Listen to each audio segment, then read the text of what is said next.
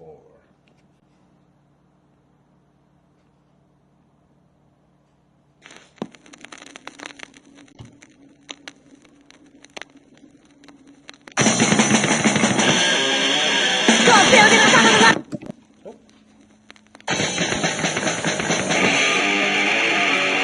Feels in the top of the road. The mind's a prison, that's how I go.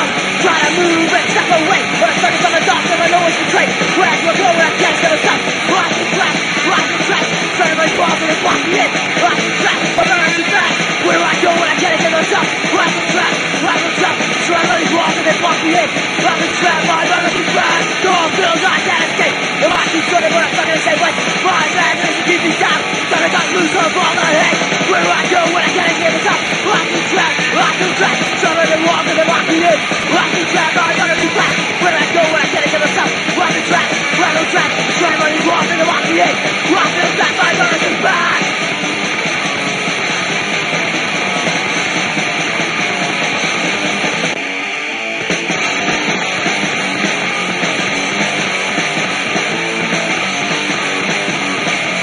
One day you'll blow, you have nothing, no control. That day will come and I will realize that you be nothing in my life.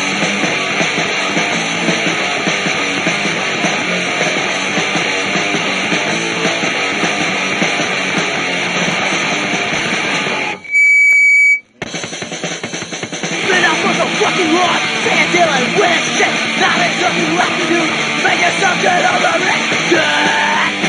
Over it, wasting all this fucking time. If I granted on your hat, it's like that you realize your life not so fucking bad. Over it,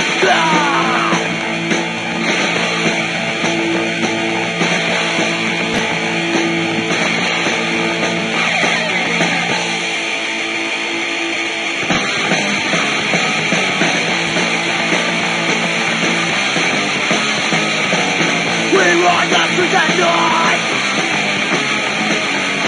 We're destroying everything inside. Living left, blood on blind. Rock against straight, rock blind. Getting better every day.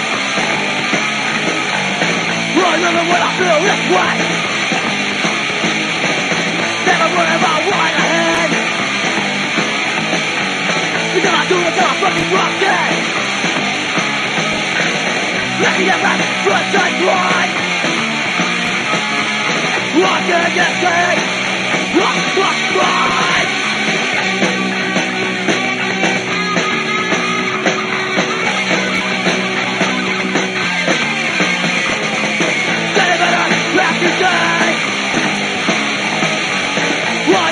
Feel this way. Never worry about what I had. Because I do it for fucking yeah.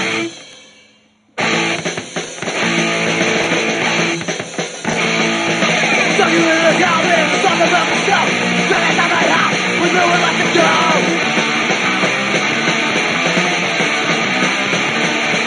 Taking it off first till I got no fucking cat. Seriously enough, but I'm talking like a rat.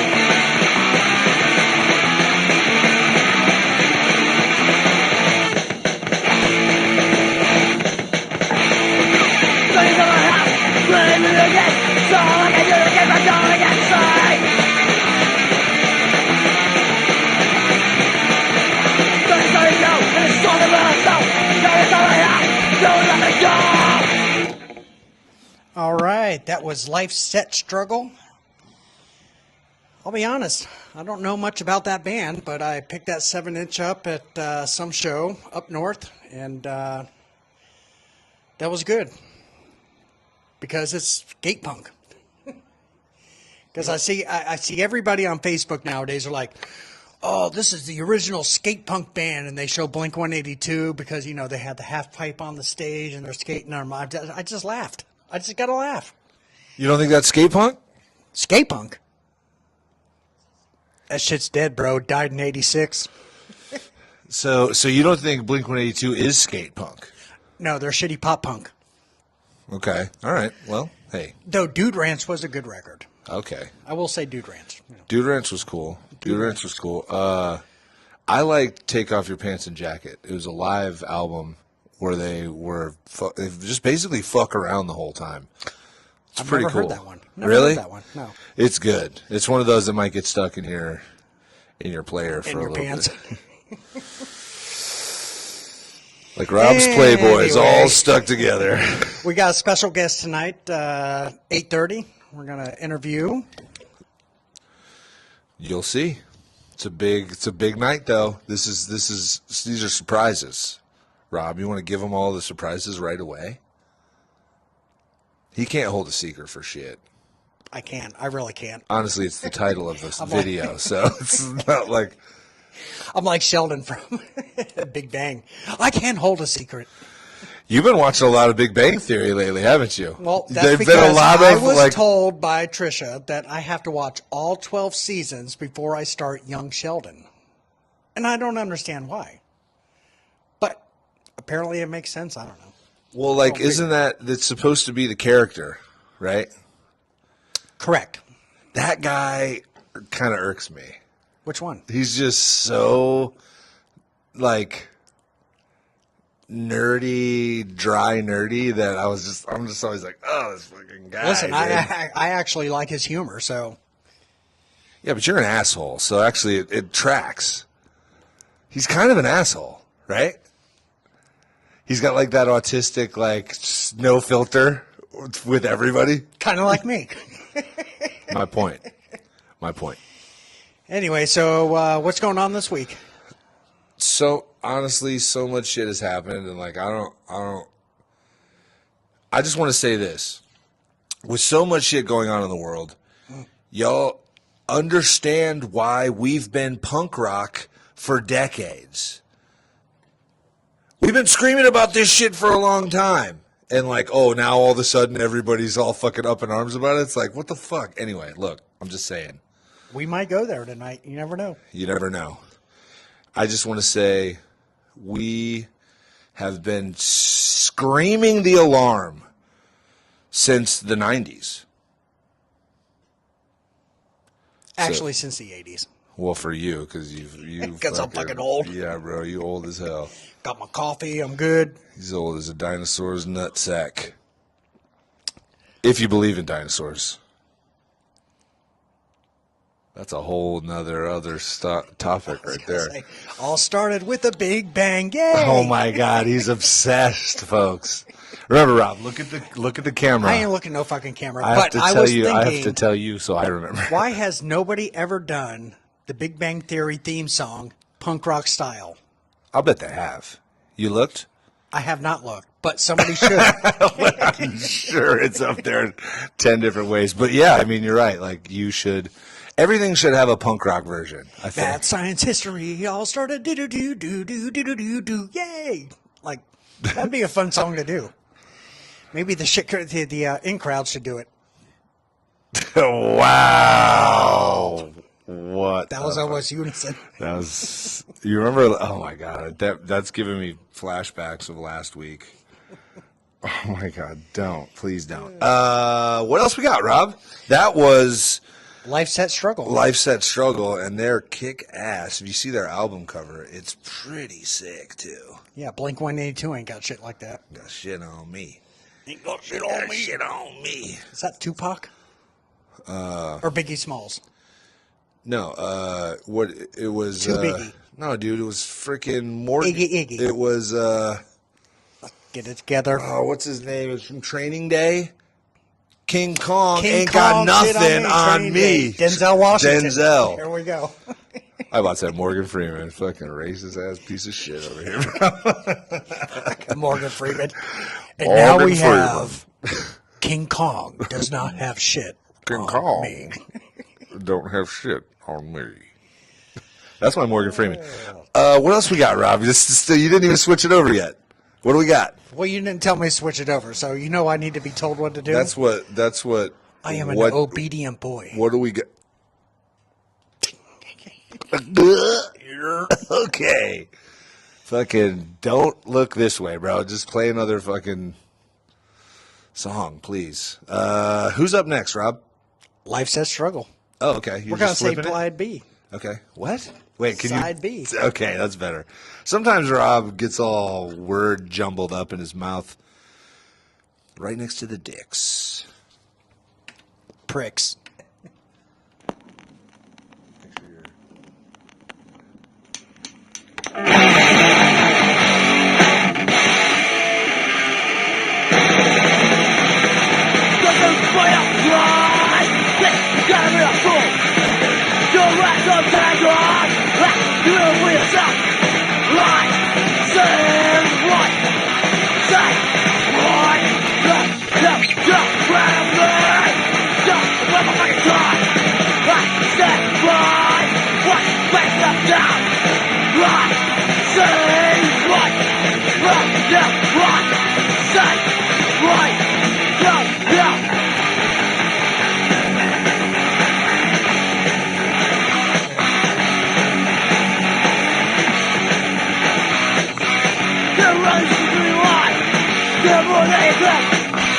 When it all comes back down, you fucking fall so hard.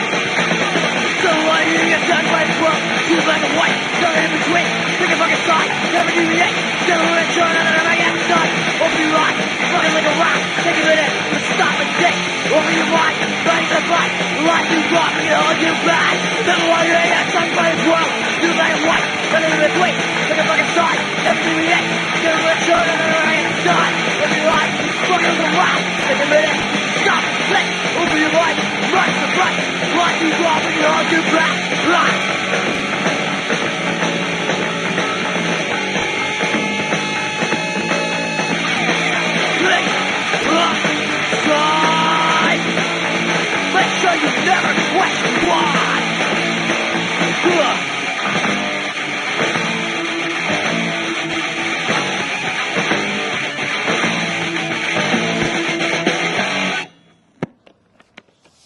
All right, that was side 2 of Life's Set Struggle. That's good shit. You like that? That's good shit, man. Well, did you skate with those guys? How'd you find them? I found them in a record store. Came with no sleeve, $1. Did you get that from, what was his name? Bob? No, not Bob. I actually bought that in New Orleans. Okay. That makes sense. There's a lot of good music up Didn't around even there. come with a sleeve. Have no idea where those guys are from, I like that. but it was a good record. I like that. Do you think they're still playing? I have no idea, but maybe I'll reach out. It's hard to say because look, we found what you sent me yesterday, a show from Bickley. Bickley. From what, like Last year? Yeah, a few months ago, right? He's got a beard now. Yeah, dude, he's got a beard and white hair.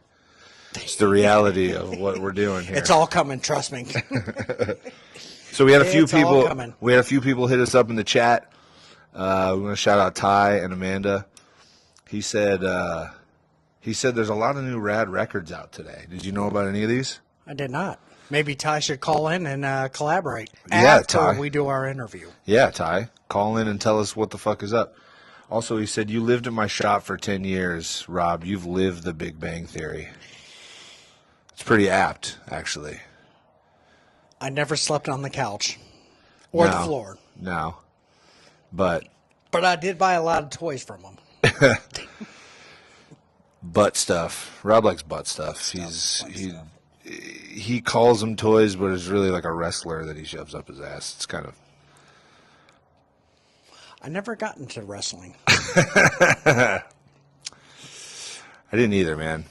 It was, you ever see that South Park where they're wrestling and they're really into like doing the dramatic, like what do they call that? Like the scenes and shit. They're not into wrestling at all. The guy's like, no, this is real wrestling, and they're like, oh, it's gay, dude. It's gay. It's gay. The fuck? That shit was funny. Oh shit! Where's the bell? Yo, canceled. Canceled bell. Canceled. First time. Terrible. All right. Rob's got another one for us. All right, let me get set up. Bro, didn't even set up yet, this fucking guy. Well, we started talking. Yeah. Here, Alright, I'll put cover. this in front of here. This one's actually Whoops. a local band. Anti. Whoops.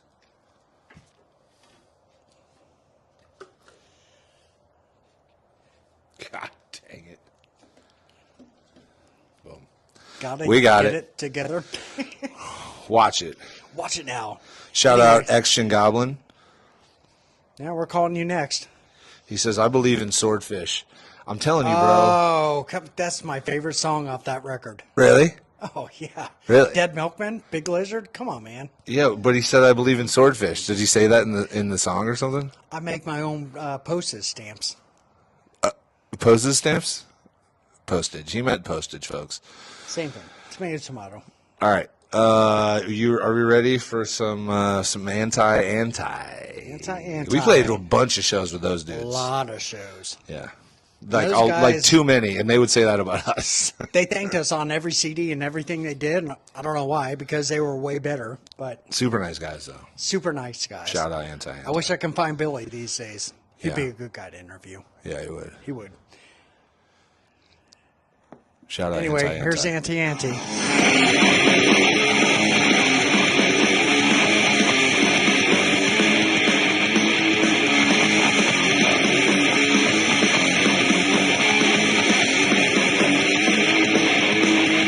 Oh, what a lovely night to have a party.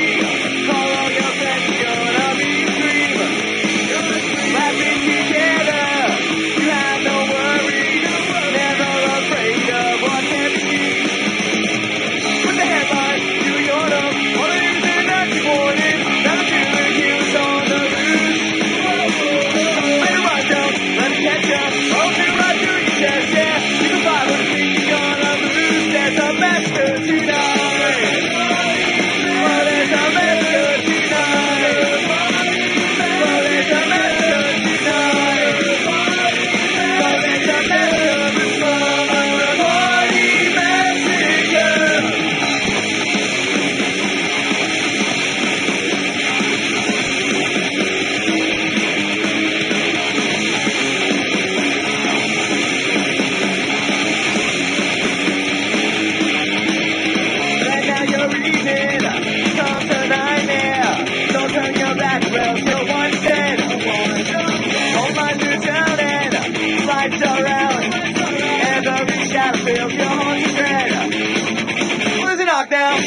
want to. You can have more to be more to.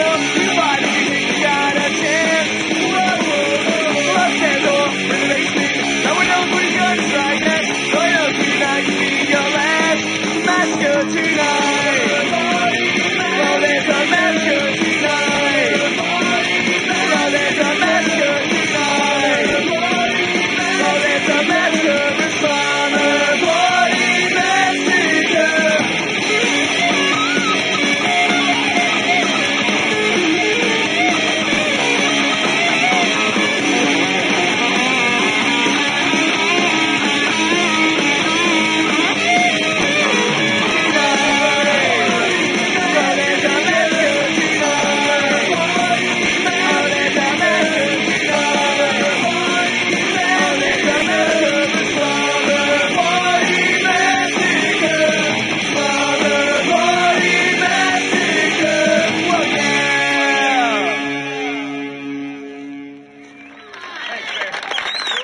Hey, from the Racks and Stacks, it's the best on wax. How about another double golden only twin spin sound sandwich from KLAM in Portland? It's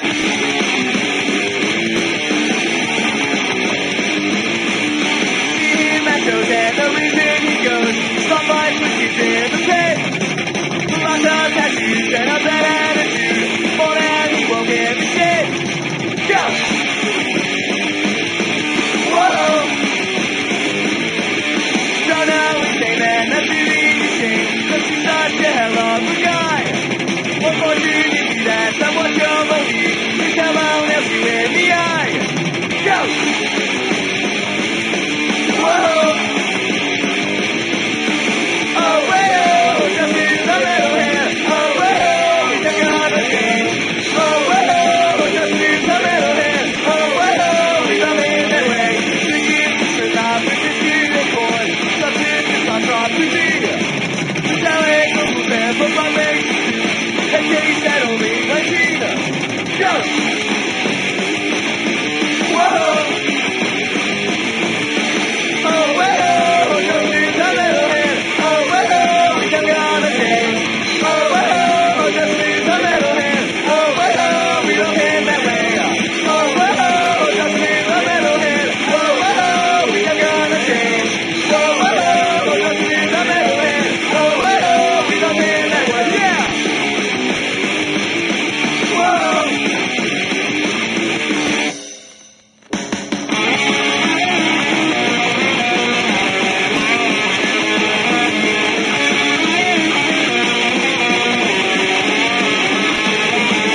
I still remember when I ride first met, but when I was back it still get wet. I thought I saw something special in you, something better than what was it you.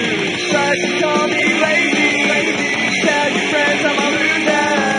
Well, I must be crazy, why'd I ever choose her?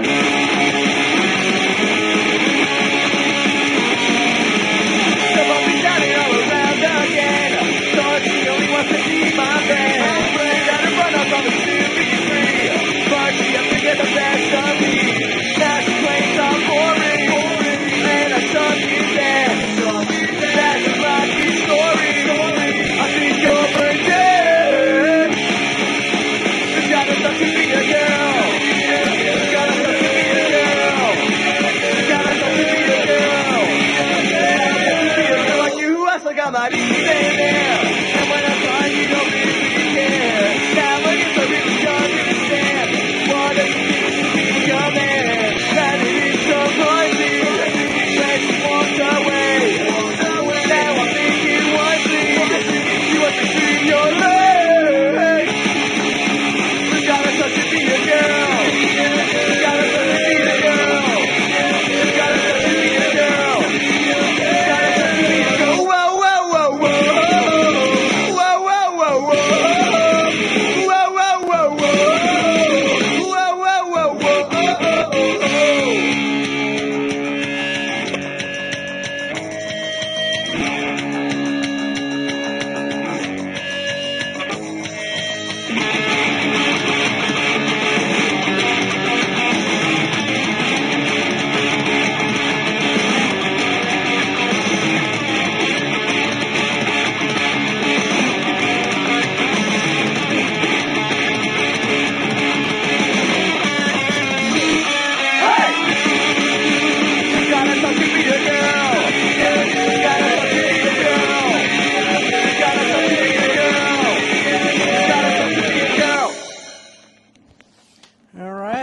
song was called It's Gotta Suck to Be a Girl.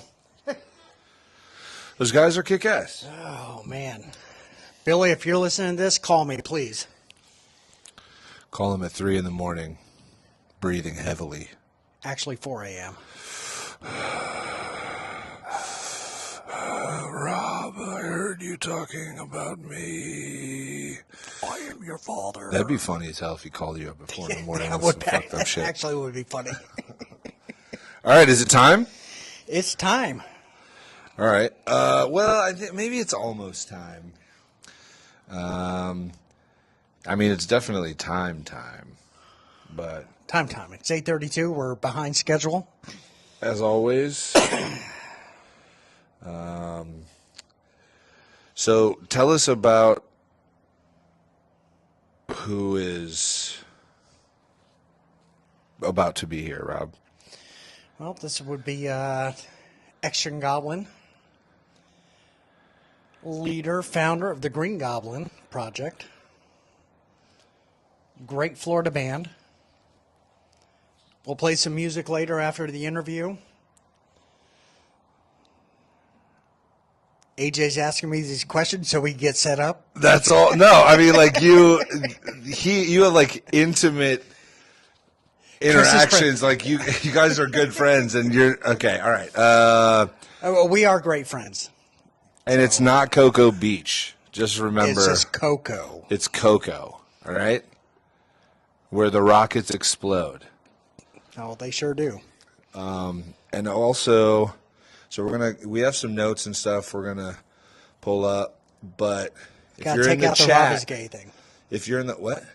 Take out the Robbers Gay thing. Oh yeah, no, they're not gonna see that. Oh, $20 That's is $20. That's just for us. All right. 20.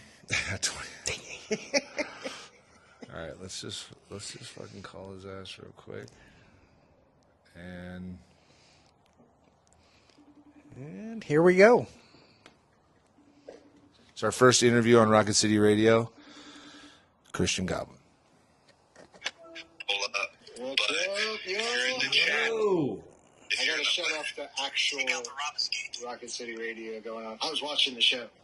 You were okay, perfect. I was like, What's dude, up? what the hell's going on? I can hear like 3 of everything. Okay, that's actually perfect. It's better now, yeah. I was watching you guys rock out to the show. Anti, those guys were so good, man. What are they doing now? You know what? I have no idea. I've not talked to Billy in about... I hope he calls you at 4 a.m. like, I hope so, too. I will find Billy. Trust me. I'll find him. so I'm stoked to see the show again after 20 years. How long has it been? When was our first show? 2005? Yeah.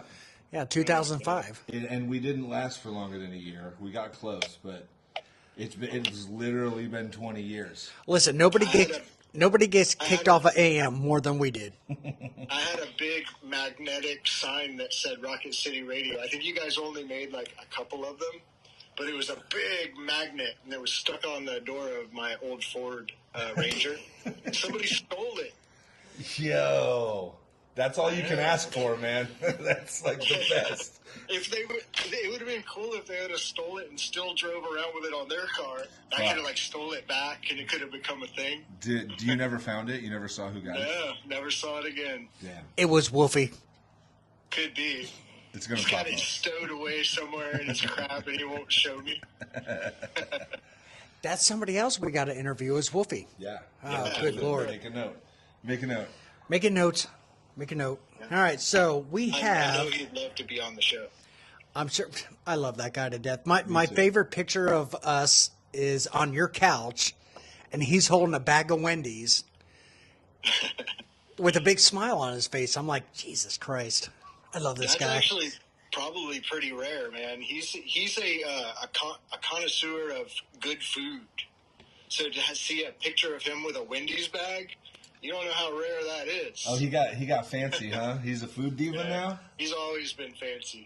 He wanted that double bacon cheeseburger. That's why I like going on tour with him. Take Wolfie on tour, you know you're going to be eating good the whole time. Yo. He'll be like on like Google and figuring out what restaurants have the best reviews and stuff while we're traveling. Well, he did drive the wrong direction for how many miles? Yeah, for like an hour and a half.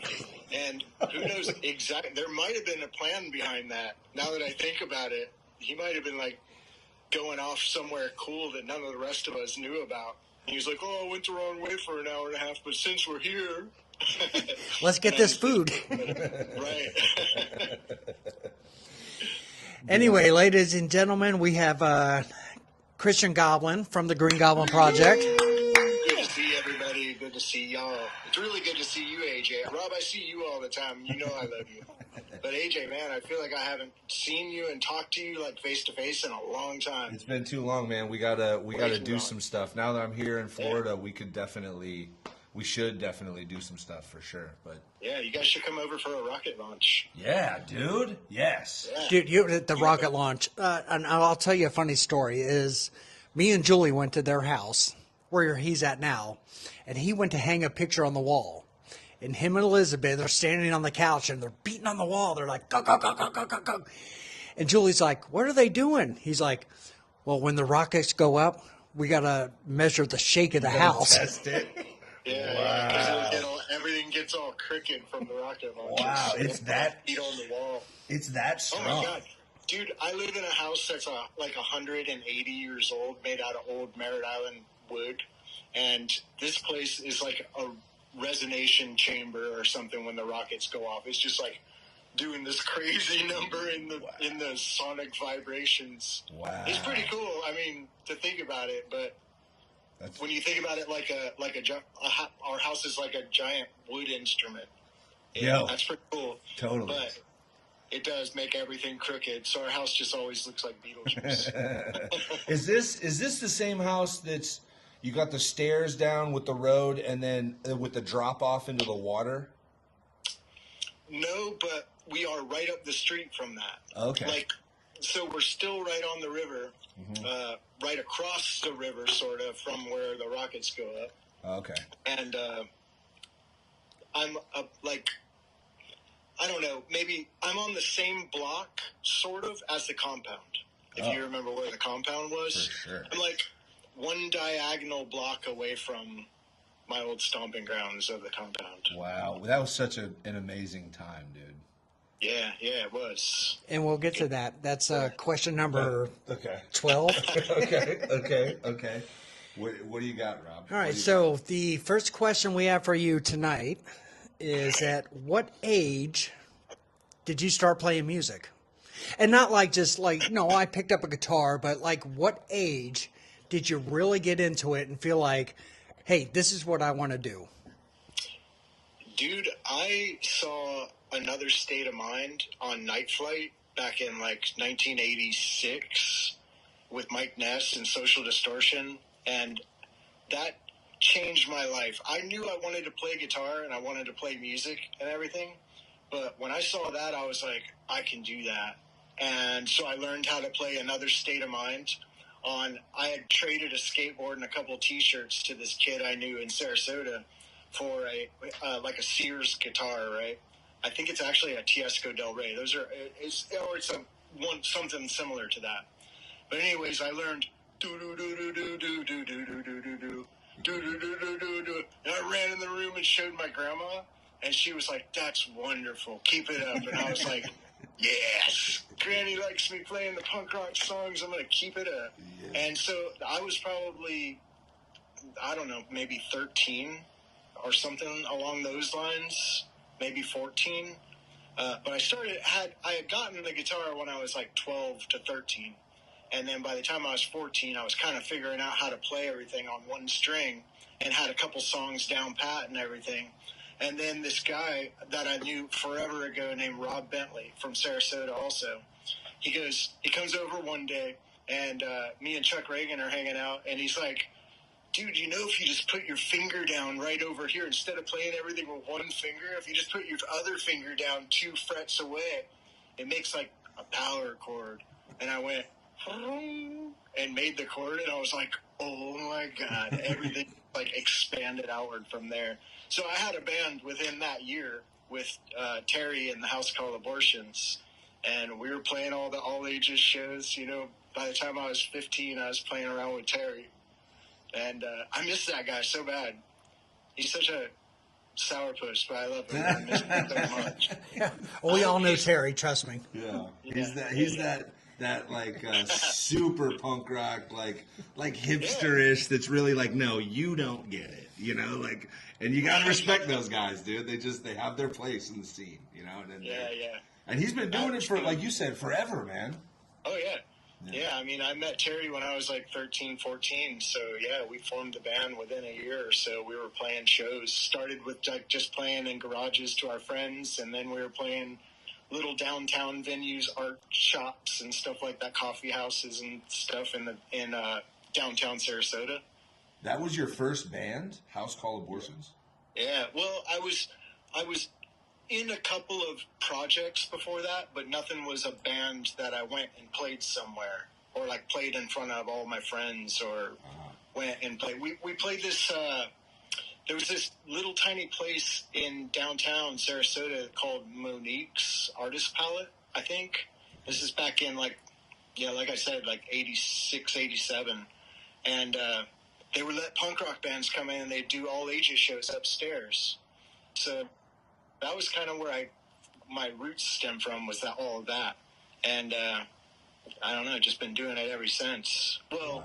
Yeah, pretty much doing it ever since. So wait, did you just nonchalantly say, I was hanging out with Chuck Reagan and like, you know, there was just Terry showed me a power chord and it blew my mind. Yeah, like, yeah. And it was just like that then? He was just hanging out and shit? You guys were hanging out like that? Oh, he's still my brother. Yeah. Brother from another mother kind of deal, you know, like. Cool. He's one of my lifelong best friends, and we talk to each other often, and I taught him how to play a power chord. That day when I learned how to play a power chord, I showed him, you know. Damn. Like, we got together and figured it out. And, yeah, both of us, I think, became songwriters that day. Wow. A funny story about Terry.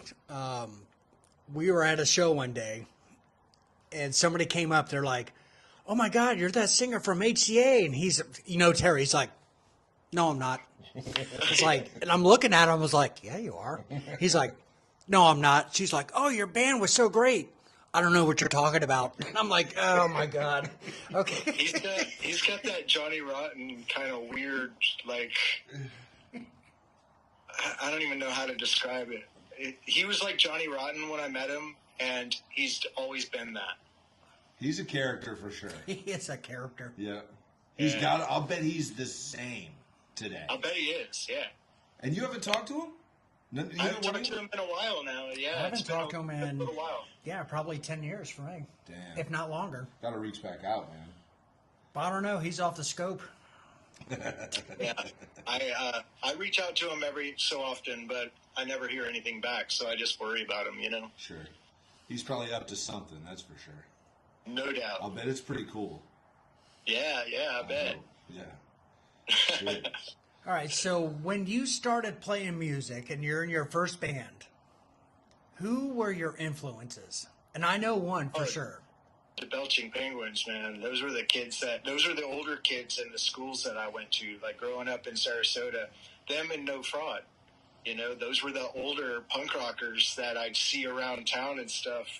And then actually the first show I ever went to was a BP show, and they were playing with the Circle Jerks at this place called the Armory in Sarasota. And what year was that? It was right in that time, you know, right in that first when I discovered Social Distortion and like the Misfits and all of the... You said like 86? So we're talking 86, 87? All right. Yeah. I was 3. Just want to... Yeah. I didn't even know shit about shit yet, bro. He was still shitting his diapers. So what happened is half of my family lived over here on this coast, and then my mom and my brother and everybody, we lived in Sarasota. So I was always coming back over to this coast to visit the family, and I was always hanging out with kids over here that were like surfers. And then that evolved into, as we got a little bit older, we discovered skateboards, and you know, then we figured out that it's better than surfboards, because at least with skateboards you could like choose your trucks and choose your wheels and like kid it out a little bit and do your own thing. Whereas surfboards, you kind of just buy the one you like. And you, of course, you know, you get to where you can go to different shapers and stuff. Of course that happens, but skateboards was something different. And when I learned about, I started picking up Thrasher magazines and stuff. And dude, like Sam from Leg Biters was over here night before last, and he was wearing an ad that was for the Misfits skateboards. And I was like, dude, I bought that Thrasher magazine that ad was in. I bought that off the shelf when I was like, 15 or something. It's amazing to see it on a T-shirt after all these years. It was just an ad. He thought it was like the cover of the magazine or something. It threw me off when he said that. I was like, no, that was just like a little ad. Just like a little square on the corner, on the back and shit. But that was like the coolest shit, though. Yeah. That was a quarter-inch ad. Quarter-inch, yeah. That's how you learn about different punk rock bands and who was doing what was from the skate magazines, and things like Maximum Rock and Roll came into the picture. Flipside magazine, you didn't really know what was cool. You just had to kind of go buy something and hope for the best, or somehow make a copy of somebody, like a friend who had already bought it or got a tape of a tape of a tape from somebody else, Right. And yeah, once I realized that it wasn't just Social Distortion and the Dead Milkmen or Dead Kennedys, there was like this whole world of bands. That was it. I felt pretty lucky because coming up a little later, because I had, like, in the skate world, it was like 411 Video Magazine, where I learned about so much good, like, hip-hop and punk and weird indie and the surf videos as well, but in the 90s, right? So they started really pushing that out. So I think when they started to realize, oh, this is a great avenue for this, and then 10 years later, it was just taking over everything from fashion to sports. It just was kind of a vibe in itself. And now it's like gold medalist at the Olympics type shit, I know, dude, I don't even understand what has happened to punk rock. Watching it evolve has been something else. Yeah. But punk rock was right, and it's still right. I just wish more people were really digging their nails into stuff. Mm-hmm. Like, I don't. I leave all the craziness of today. I leave that for the youngsters. I'm with you there. Trust me. Away from all of the fighting in the streets and stuff anymore. So I got a quick yes or no question for you. Is Blink-182 a skate rock band? I think they were more of like a boy band, weren't they? I don't know. I never considered any of that, like all that stuff that happened.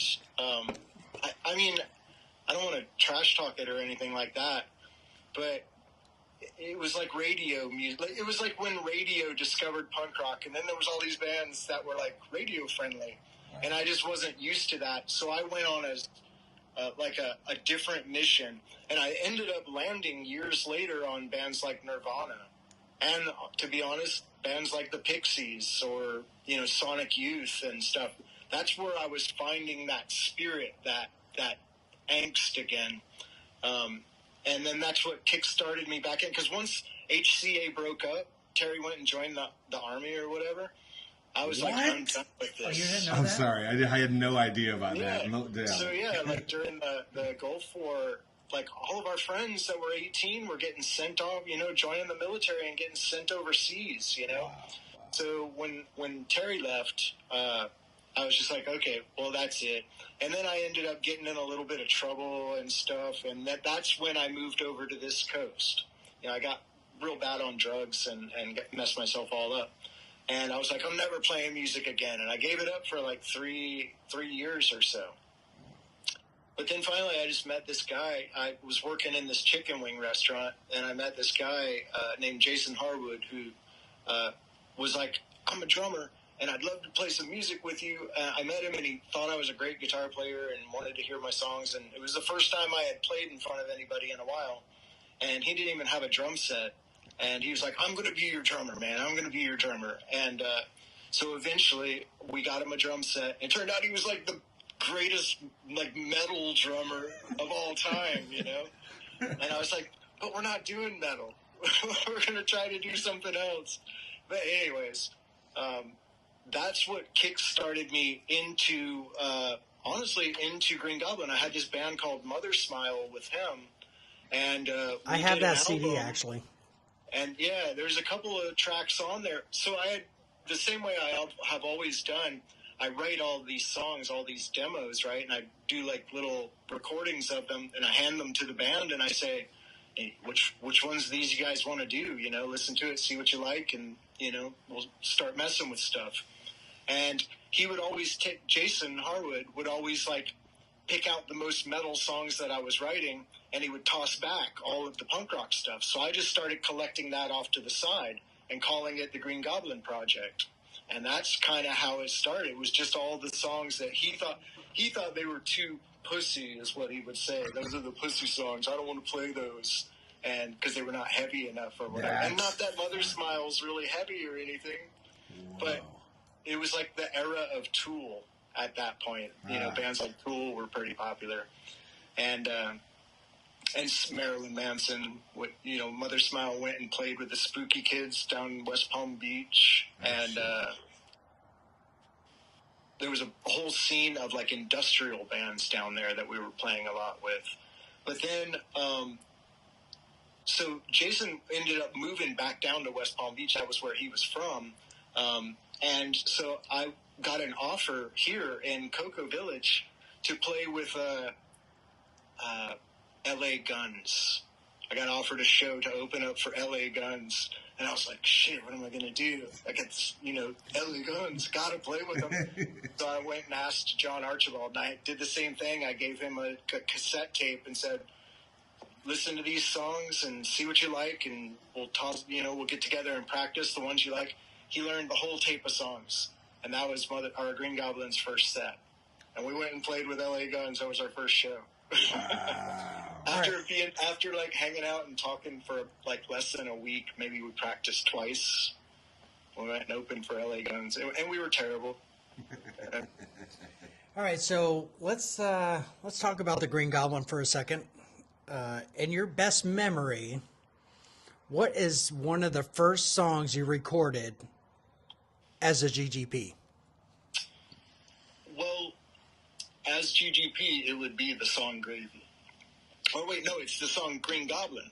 Yeah, it was the song Green Goblin, not Gravy. Gravy came later. But the song Green Goblin was just one of those ones that I did with a drum machine and played my guitar sitting there in my room and just made up this little riff and played it. And it was on that first tape that I gave to Archibald. But yeah, it was the first recording. The first song was called The Green Goblin. I can vouch for that because you actually made me 2 CDs of all the Tascam recordings. Yeah. And you wrote on the CDs is like for Rob only. Yeah, I had a little 4-track, and I'd sit in my room and just make up these little songs with a little keyboard that my uncle had loaned me. And I'd get a little beat going, and then I'd play some guitar on it, and then I'd make up a vocal part, and my brother Meard would play bass. And that's how Green Goblin kind of started. Again, that's what we did for all of the songs, including all the Mother Smile stuff. But it was just the rejected songs that end up in the pile over there that we would call Green Goblin. And Green Goblin was one of them. That's pretty amazing. It's all bastard songs from a semi-metal band that wasn't even a metal band. That's pretty crazy, dude. And it's funny because 10 years or so later, I was just like listening to all these CDs, and I'm like, let's record chapter 1. That's a great song. You're like, oh, really? And I'm like, dude, that's a great song. And it actually came out really good. Yeah, it did. That was one of the old ones, too. The other reject songs. One of the other reject songs. Damn, dude. We made an awesome version. That's pretty crazy. Like, from that beginning to I remember at one point you were like nominated for indie band of the year And vocalist. and vote in Canada Yeah. or something, right? Or like with the country or something. We've accomplished a lot of things through the years, so much so that I don't even remember it all. Like, I know that I've got like small little trinkets, because nobody's giving you like giant big trophies or necklaces or, and what would you even do with those things? But I do have like a little miniature skateboard that was a trophy that I got for winning like the ska punk awards in Orlando, and then I got a little tiny micro trophy, looks like a little league trophy sort of, but one of those real small ones. I mean, I'm just grateful that I got to experience all the cool stuff that I got to experience in those years, and that I met a lot of the people that I'm still hanging out with today. I met them during that time, and Lifelong friends, man. yeah. Truly lifelong friends. I remember I was asking Rob about this. This is a little bit off the path of what we were talking about, but we were talking about the compound. And I was like, remember that one night when we played a show and then we went to the compound and everybody was outside? You were playing There's No Silence. Song right now. Oh yeah. And we were all singing it, and your neighbor upstairs that was not like in the band crew kept coming out like 4 times. Was like, guys, you gotta stop. Right when he went, we're like, okay, went back in, and we just belt out instantly for another half an hour until he was like pulling his fucking hair out or whatever. That shit was awesome, bro. That was a core memory in my fucking life. And that guy's name was Dave, right? He lived upstairs on the far right. Dave Wright was usually into stuff, so it could have been him, because Dave is a moody character. And so when he was the bass player of the Dead End Kids. Oh, no shit. So, yeah. He was a musician as well, so he knew what it was like to be out there. But he would get a little grumpy at me specifically, because I was like the ringleader of the compound shows and stuff. I was the one always making the flyers and inviting everybody, and so if anything got him grumpy, I was the one to blame. I was like I don't know what you call it, but the responsible one. Sure, you were the ringleader for sure, bro. Everybody, if you would have been like, all right, go home, everyone, fuck, well, yes, maybe. And I remember the time we just got done recording the 7-inch Weisenheimer, and we were leaving, and James, when our big white van, backed into Dave's car. Oh, You remember that? Yeah. And then the cops came, and we took that fictitious photo with Doug with his pants down with the hands on the cop car. Yeah, that was classic, man. There were some great times at that place, man. God dang. Yep. Yeah. Okay. I got another one, but I don't want to bring it up yet. That shit was that. Hold on, wait. Do you remember when you told me? Okay, we were out in the back of the recording studio, and you were like, "Look at this picture I took." You're like, "It's a UFO," and I was like, "Bro." Dude, he got a picture. I'm telling everybody, he's got a picture of a UFO. You gotta see this shit. He let me ride for it was at least weeks, months. It might have been a fucking year. And I came back up to him. I was like, man, remember that picture? That was so cool. And he was just like, dude, that was a reflection of a paper bag in the water. I was like, it was that ditch beside Rocket City, and it was just the corner of a bag floating in the water that I took a picture of in the afternoon. On a flip phone when we had that, when it was like, oh, that's fucking real, dude. Super grainy. Oh my god, I just wanted to believe it so bad, and you're so trustworthy, bro, that I was like, Christian, God, can you believe it? And I remember I asked him about it multiple times, and he kind of just pushed it off for a while. And then he finally was like, dude, you're a fucking dumbass, bro. This was a fucking plastic bag. Dude, he didn't say that, but basically. When I first met Sturgeon Stizza, and we were touring with Leftover Crack, I told him, because I had really bad cystic acne when I was young, right? So I had all these scars all over my face. I still got scars, whatever. But he goes, dude, where'd you get all them scars from? He was real, like, kind of brash about it and just, like, talking in front of a big group of people. And I was a little bit embarrassed, so I was just like, well, you know, before I was a musician, I was a poisonous caiman wrestler.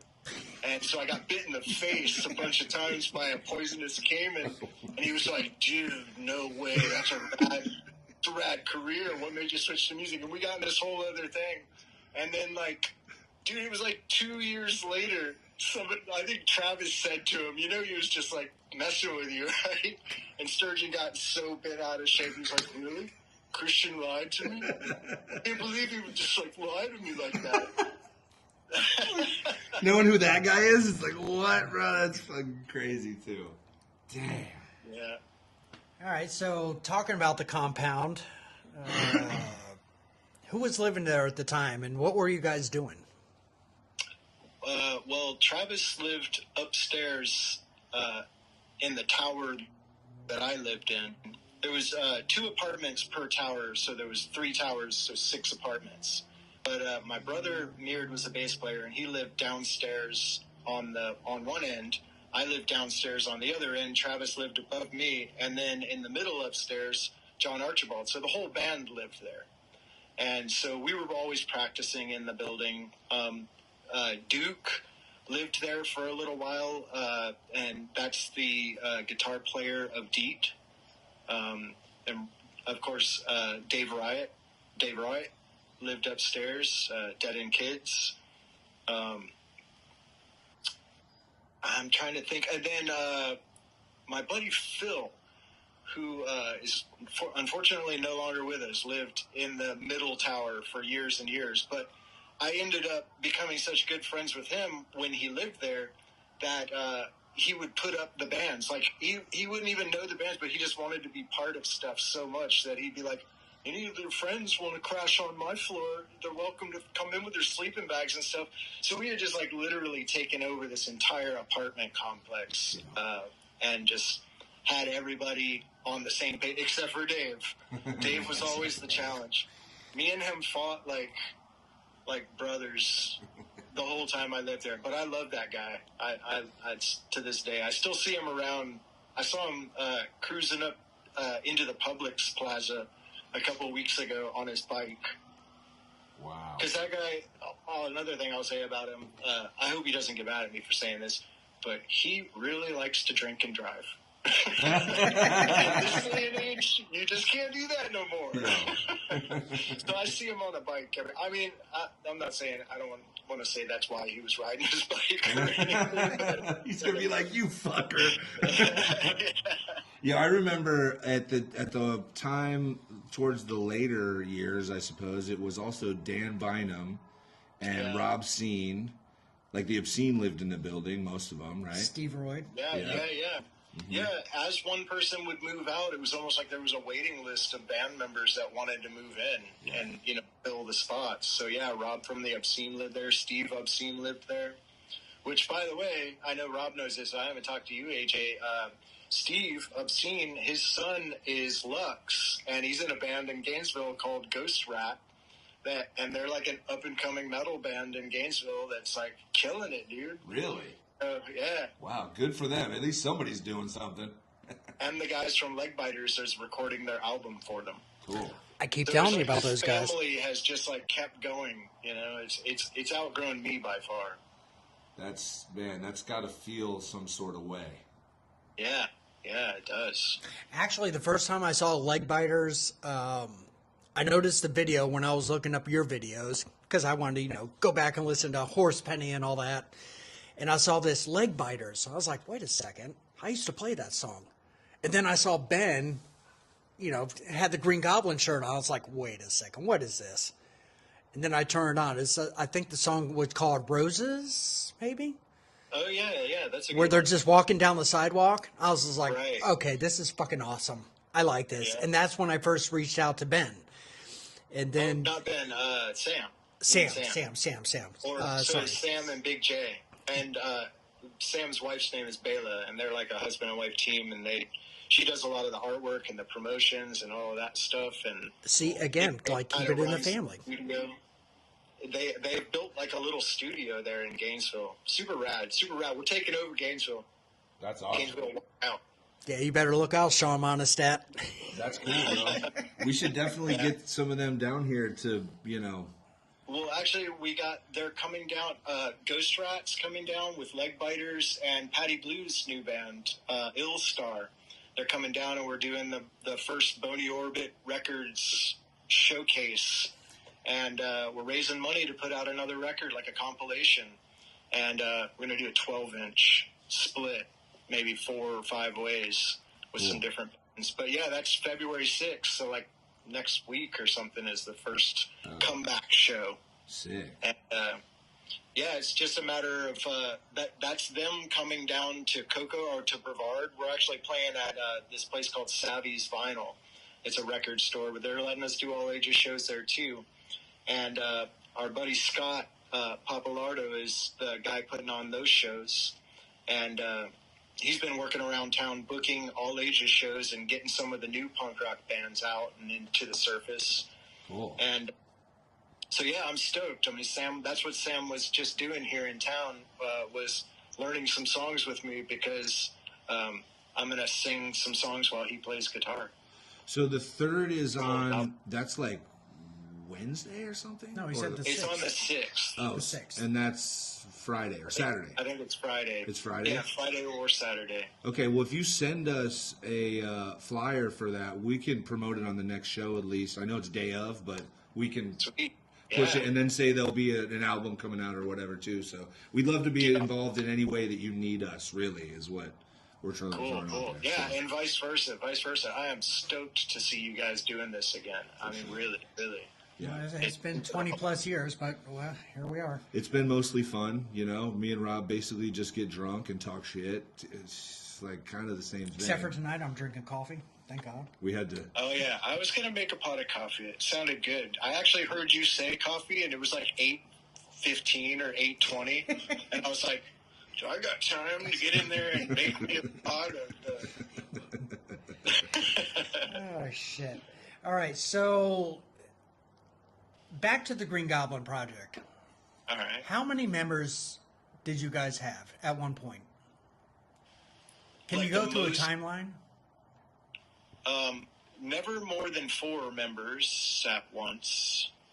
And really, there was just the weird spot where the band kind of separated out.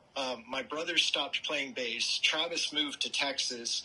Sparky had gotten into a car accident. John had quit a couple years before, and we had done a bunch of tours.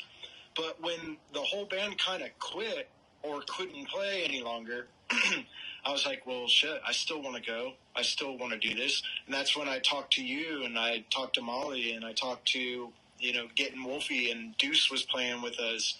Michael Incrowd played a tour with me. I took him up to, I don't remember where we went to. I think we went to New York City. Or, at least went up and saw Stampy in Philly.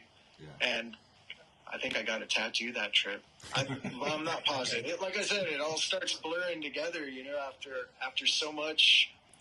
I wish I could just categorize or catalog every experience, but it just all blurs together. Trust me, I got scrapbooks. Oh yeah. It's funny because at the end, well, not the end, I guess, but towards the later part, like when we were all still pushing, I remember it was like you had all kinds of badasses filling in and playing and going on tour and all that shit. It was almost like Green Jello or something, where you just have these badasses from all over, and it's always some new, fresh, fucking cool person that's playing fucking tunes with you. It's Right. awesome, man. To be totally honest, right from the very beginning, there was the first Green Goblin demos that I was talking about earlier. Those were kind of open to anybody. Like if you were a musician and you learned the song and you wanted to come play with me, I was kind of promoting that way. I was saying, if you're my buddy and you know the song, you're welcome to come record with me even, So that's why the tape, one of the first cassette tapes is called Dueling Johnnies, because I knew 3 guys named John that were wanting to learn the songs and play music with me. And two of them fell out, and one of them became John Archibald, the drummer that we had for forever. Wow. But two of the other guys, I recorded a couple songs with them. They did parts on some of the earliest Green Goblin songs, and I did some of their songs with them, and even put it on those first tapes. If you notice, there's a guy on YouTube. If you just search for the Green Goblin Project as a topic, his project, the songs that he did with Green Goblin Project, he's got those songs separated, and they're up so you can listen to them on YouTube. Oh. I don't know what he was trying to achieve by doing it, but it's kind of cool, Yeah, he's like, I was part of this cool. this Right, iteration yeah. of... And that's what we started as. So, yeah, when the band sort of stopped playing together, I just couldn't get it through my head that was permanent. So I was like, this is just temporary. So we'll get Rob to play, we'll get Michael Incrowd to come play for a tour, and the guys will be back later or whatever. And some of them did come back, like Travis is still totally part of the project. And he's back from Texas and lives in Brevard again. And I don't think Sparky will be coming back, but you never know, man. And my brother's doing some soul searching right now, trying to get back on his feet. He suffered a pretty big tragedy, so we'll let him off the hook. Yeah. Right. And he's a great guy too. I'm sure he'll He's figure, awesome. he'll I love straighten Beard. out or even out. I'm sure he's always been a level-headed dude. Some of the best hugs I've ever had in my life were from Beard. Good guy. Trust me. Did you get that little... Yeah. I did. I actually have pictures. And the last one was from the Halloween party when he just came in. He was dressed like that ninja. And he sat next to me and put his head on my shoulder and just hugged. And I was like, who the fuck is this? And he took his mask down. And I was like, oh, my God.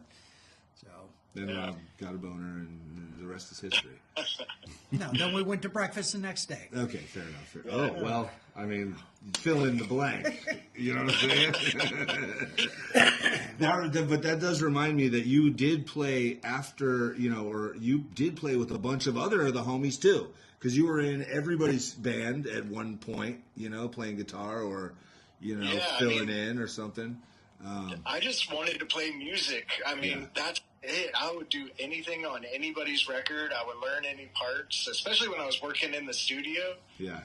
For that decade there at Rocket City Recording Studio. Man, I was like, I'm not only your engineer, but I'll do this little guitar part of this little, what do you need? Some keyboards in this? Yeah. You need me to go in there and play drums? Right. I think one of the best side projects that you had is the XW, the 7-inch. Oh, yeah. XW was great. The X was for me, and the W is for Wolfie. X and That was W, a and the great one. slash in the middle. Yeah. Because we were trying to figure out, we were going to name the band XSW because our drummer's name was Scott. Scott Phillips, great drummer. So we really wanted to showcase him as part of the project, but we didn't know how to do it. So he just became the slash between the X and the W, and he was happy with that. And that project was awesome, man. I remember great record. when you guys were still playing active, and I was with the Green Bastard. You guys came down to Sarasota at the tavern, whatever it was called, Jaeger Tavern, and we played our set. XW played their set, and then you, me, and Whoopi did a surprise Green Goblin set. No practice, improv, never missed a beat. Everything was on point. Yeah. I mean, that's what happens when you play songs for 20 years. Dude, and that night was so crazy too because Rob was like, you don't have to bring any equipment. You could just play on these guys' equipment, right? So we show up there, and the guy, I can't remember his name, he was a super nice guy, let me borrow his guitar rig, just the amp, right? And I think the volume knob was just on 100% and broken off. That would have been Richard. He was like, that's just the way I do it. I hope that's not a problem for you. And I'm like, nah, it'll be fine, man. I went over there and turned that thing on, switched on the guitar, and it was just like, ow. So anytime I stopped or tried to do any of the percussive stuff, it was just like, Bro, yo, you know what I remember? I remember fondly the night in Miami. Rob and I drove down, and you were playing with the Upfucks. Oh yeah. And I remember I took a very small amount of the substance, and I was sitting at the bar. There was like nobody there, right? And Rob's playing drums. You guys are all up there playing. And Brian, if I remember correctly, was the lead singer, right? Yeah. And Yes. he was so wasted. Yeah. But somehow magically like ballerinaed around. He didn't like fall himself, but he fell on the drums like 5 times. Do you remember that? Yeah. And I'm sitting there laughing my balls off. I was at the perfect like moment in the night, you know what I'm saying? Where that was the fun. I just knew the inner workings of the band shit, and I'm like, this is fucking gold, bro. And I remember everybody was so mad. On the way out the door, Wolfie took a fucking glass bottle and smashed it on the ground. And then we all left, bro. So unlike him. So unlike Opposite of him, bro. He was like pissed at the bar or something, but and then on the way home, we broke down. Then we broke down. Remember I called you? I was like, bro, we're broken down on the highway. You're like, call Brett. He lives 3 miles down the road. I was like, the truck won't go 3 miles down the road. Yeah. That was a good time. Oh, shit. I fucking love that. All right, so tell us a little bit about Bony Orbit Records. How did you guys start? Well, Bony Orbit started out as just a partnership between me and Ben Herlinger. He was doing our recordings when I first was introduced to like what a PA is and how my guitar should sound, and he would come to our warehouse and he would like be tweaking on all the knobs trying to make us sound better all the time. So I was in the band Mother Smile, and that's where we sort of met.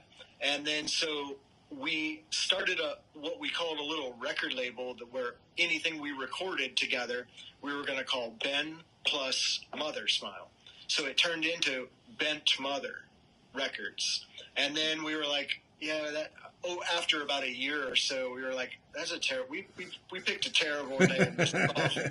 And so we switched it up, and I had a skull, like an accurate skull model that you could put together, like a plastic skull model. Like an anatomy, like doctor thing or whatever, yeah. Yeah. So I built that, and I had the instruction manual sitting out on the coffee table, and me and Ben were hanging out, working on some stuff while one of the other guys was tracking. Maybe my brother was doing some bass or something.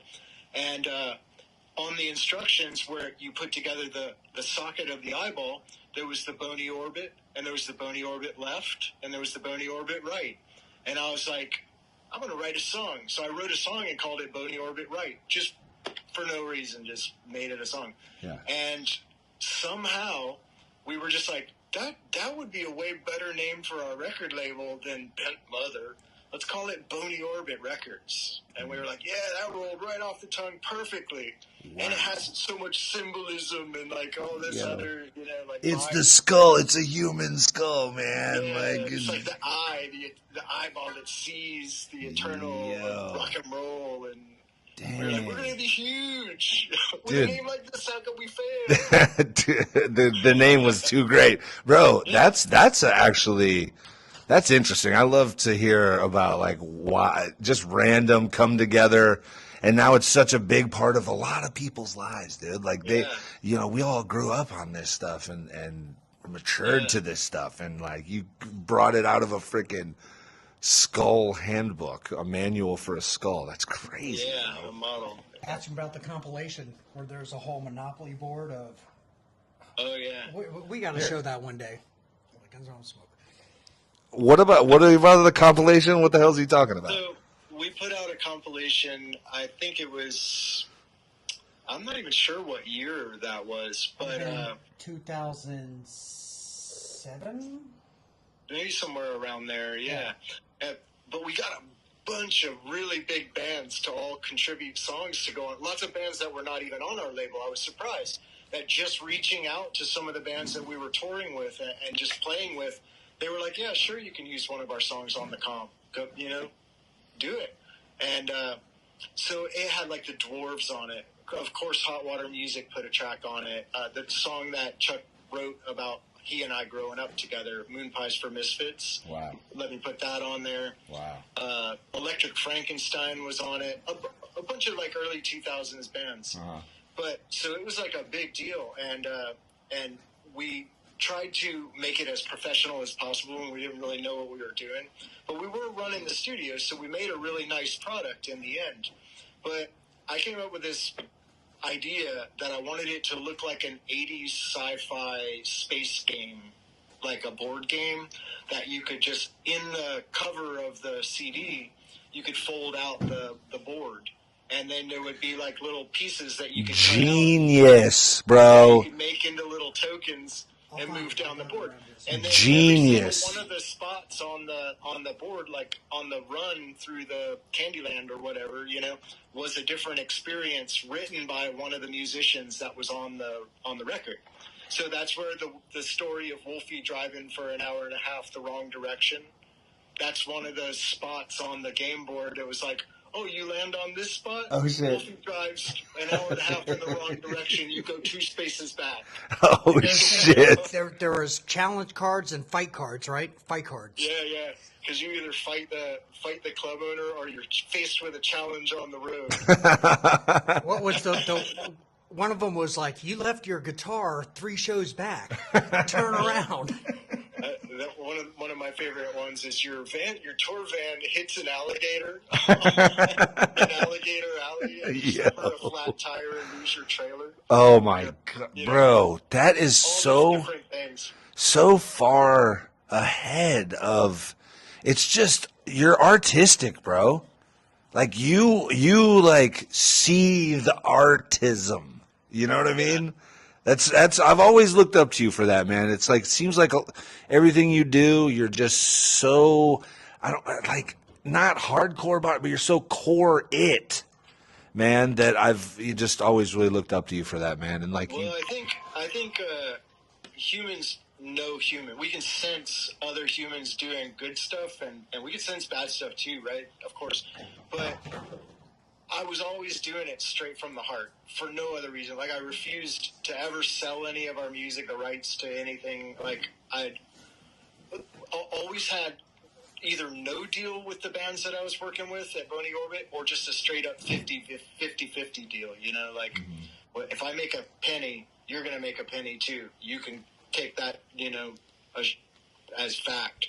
And, so it was from the heart, and I think that people recognize that, like maybe that's what you're talking about, is that you sensed that about me, and that's how I ended up, honestly, that's how I ended up working with so many great people and so many great bands and having such close friends that are still my friends. Right.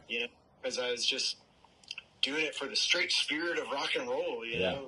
And I think you followed that. What I saw was that you followed that arrow. You had an arrow, and you were following it to your T, like no one was getting in your way, and you weren't like stomping on everyone, but you had a vision and you were fucking going for it, man. And that's just really commendable. In a world of like having to figure it out, you had like a fucking vision, and you were putting all us dumbasses on. Like, we're a bunch of literally misfits that you kind of tightened up, like you did that for a lot of bands, man. I wanted to show you guys how to do your own stuff so that you didn't ever have to rely on anybody to do it for you. And that's the way I feel coming back to Bony Orbit again after all these years of kind of being away from it and working with these guys like Ghost Rat, the band I was talking about a minute ago. These kids are like 13, 14 now. Steve's son is, like they're where I was when I first started. And I just want to say, come on, record with the guys from Leg Biters, the older kids. Record with these guys. We'll get you something together, and then I'll help you make a record. We'll put out a nice piece of vinyl for you or something like that. I'll teach you how to do it. Go play shows to raise money to put out that record. Right. That's how you do it. So I want to be like the coach. Putting them on game, dude. You got to put the little ones on game, bro. Yeah. If they don't have to ever rely on anybody. That's the way. Honestly, that's something. Oh yeah, here's the board. There's the board game. Yeah. There's the board. All hand drawn. So True sick. Life. Bro, so sick. We should play through this one day just to And do on it. the back, you got the advertisement for all the Phony Orbit bands back then. Yeah, yeah. Like the old catalog and the. Catalog. I just wanted to say, like, you know, I think that. Oh yeah, the tokens. Hold on, let's see those. Oh yeah, they're little like bats and shit. Yeah. Oh, the little dice, bro. Yeah, The yeah, crosses. dice. That's dude. We got the That kind of like. full CD. I think that experience and that time definitely taught me a lot, and it helped me moving forward when I started doing this balloon ski shit. Realizing that you have to do it on your own, and no one's gonna. It's not like no one's gonna help you. You got to do it. It's more like no one's stopping you but you. So you just go for it, and if you have that feeling and you're pure, whatever, then something will happen if it's supposed to. And it just that's a transformative part of my life, man. Seeing, being a part of this thing, but seeing you guys do something on your own was really special, I think. Well, even back then, when the bands were down and nobody was playing, we still did acoustic stuff. Like, you remember the acoustic era? Yeah, for I sure. got a picture right there. Papa Ty's Cracker House recordings. The camera's so fucked. There it is, right Oh, there. I see what you're talking about. Yeah, on the wall behind you. Our Is that double what we're resonators, talking you about? remember that? Yeah, yeah. I still have that guitar. That's what Sam was practicing on over here, dude. So we're doing. Let me see. I got my little set list here. We're only doing 4 songs at this show coming up. This will be one of my first times back on stage since the accident. But we're doing Gravy, Summer Right Now, Hard Things and Hamburger, Leg Biters, and Devil Skin Suitcase. That's 5 songs. Dude. I can't count. That's gonna be. Yeah, don't act like you can count, Rob. 34. Bro, so like everyone's gonna show up to that. I mean, I imagine there's still a bunch of homies around, right? Yeah, for sure. There is. I hope everybody shows up. And Scott really is a great promoter. I wish I could remember the name of he's got like a little production company that he's started now. It's starting to pick up a little more steam, and I wish I could remember the name of it so I could shout it out. I could probably hunt it online, but I'll put it in the chat after we get done with the interview or whatever. Put a flyer in there and everything. Okay. But stay pitted. It's called Stay Pitted, I think. Yo. That's a great name. That's a great guy. I've known him another guy I've known forever, kind of grew up with all you guys. I feel like I've grown up with all you guys, him included. But, what was I saying? Why did I say that? This is it. Look, this is the best point in all interviews where the person being interviewed goes, "Wait, what was I fucking talking about, dude? I thought you just get on so many tangents." And that's the beauty of knowing somebody personally for so long. There's we could talk about shit for fucking days. Dude. Listen, you want to hear a funny story? The first time I met Chris, we went over to Coco to play a show. It was the Firehouse show with what's his name? Stuck the firecrackers up his butt? Tony Virtue. Tony Virtue. I don't know if he appreciates us bringing that up either, but sorry, Tony, if you are mad at us, I hope not. But listen, the first time we went to the compound, Chris was like, "Hey, listen, you guys can sleep in our apartment," but me and James and Doug, we were stubborn and we slept in our van. And it was freezing out. It was like 30 degrees. And I was shivering. And Chris opens up the door. He's like, "Here's my business card. Call me." I was like, Jesus Christ. And I still have that business card. It had grapes on it. Oh, yeah. It was one of those real early Vistaprint cards where Yes. you could get like 100 of them or something for free, but they had to put their little logo on the back. Or something. Yep. Totally. And they only had like certain presets you could get as far as like artwork or imagery. And so I picked out the green grapes. And it said, what did it say on it? Sea turtle beat or something about, oh man, what did it say? Manatee eaten, sea turtle beaten, or something like that. What the fuck? Listen, I got a lot of old Green Goblin stuff I'll send you. And then we'll promote it on the show. Yeah, I got a bunch of Green Goblin stuff too. Man. Yo, that part. Do you think you'd be interested in coming over here and playing some tunes for the live or for the show? If Rob plays guitar, yeah, I still can't play guitar. I mean, so as long as there's somebody there that can play guitar, I lost the use of my left hand in the accident a couple years ago. Oh man! So I still can't play guitar. I'm hoping one day that I'll recover and that it'll come back. I have a lot of faith in that it's slowly coming back. Okay. And I can use it, you know, like I can take my shoes on and off, and I can button my own pants and stuff again, which was really hard. You wouldn't think about that your left hand is so integral, or your opposite hand, your offhand, is so important to the simple stuff like pulling your pants up. Right. Oh, and you got to learn how to do all that stuff again. Wow, man. Crazy how life works, isn't it?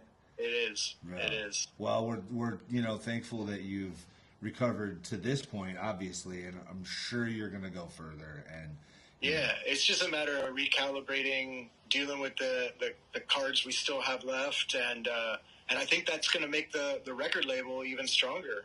You know, I think it's going to make the bands, the new generation of bands, even stronger. Mm-hmm. You know, seeing me go through all of this and come back swinging at it, I think it's a good thing. Hope, dude. Hope. All right, so speaking of new bands, what bands are in your spectrum right now? Like, what are you listening to? You showed me Strawman Army. Yeah. What else you got? Dude, I really like this band called Save Our Children. I've been listening to them a lot. There's this record label called No Deal, and I think they're awesome. Pretty much everything on their little label. I don't know if they're an actual record label or if they're just like a YouTube channel or something, but it's great stuff. I like Silo Kids. I really like Ghost Rat for metal stuff. And I like the bands that are on Bony Orbit now. Leg Biters. I still like In Crowd and Weisenheimer. I always said that Bony Orbit had the best bands in Florida. You know? I agree totally. Yeah. But I'm biased, so, you know. Well, the in crowd wasn't that good, so. Yeah, let's be honest. In Crowd was awesome, dude. We had fun. That's for sure. Yeah. You guys were great. Nah, we weren't, but thank you so much. That really helps. Hey, I still got, you know what I still have on my fridge? An in-crowd magnet. I could go grab it. I know right where I don't even remember that. Is that something that Eric made? It's just the sign? Yeah. Yeah, I do. Like that's crazy, bro. it says something on it. It's not, I don't think it says loser on it, but it's like something like that. It's like living to drink, drink to live, or something like that? Dude, you're going to make me have to go grab it. And pull it out. Some in-crowd paraphernalia, man. It's awesome. Oh, damn, our camera just died. All right, we're going to have to switch up to this view real quick. Hold on, sorry. Oh, wait, hold on. Nope, that's not the one. This might have... So you can't see me right now? Nah, you can do whatever you want to do. No, the battery in the camera freaking died. Elizabeth just went and grabbed it for me. But you guys can't see. Oh, shit, it was the failure one. Yo. Yeah, Oh, the double zeros. Yo. There you go. Yeah. All right, let's do this secondary. No, primary. Sorry, dude. We're as you can see, we're really like flying by the seat of our pants here. Oh, no, it's totally fine. I'm super stoked to be a part. Front ultra. Yeah, there we go. All right. Hey. All right. Okay. You're back. I'll show now the camera's back on. So Yo. early in crowd. 00 failure. Yes. Very positive. Well, it was still real close-ish to the 90s, so there was still that like loser mentality is cool that Beck and Right. Nirvana. Totally. You know, like loser mentality. I hated that shit. Yeah. Well, they called us loser for how long? We were just taking it back. It's like, look, yeah, I'm a fucking loser, bitch. Watch this. Right. I'm gonna rock your pants off. Yeah. Anyway. What you did. Hey, you know, and mine pants rock my pants off.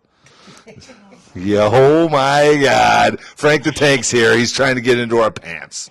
You can't see him right now, but he's fondling. You know what's funny is I got a picture of me playing bass for the in crowd wearing the same damn beanie.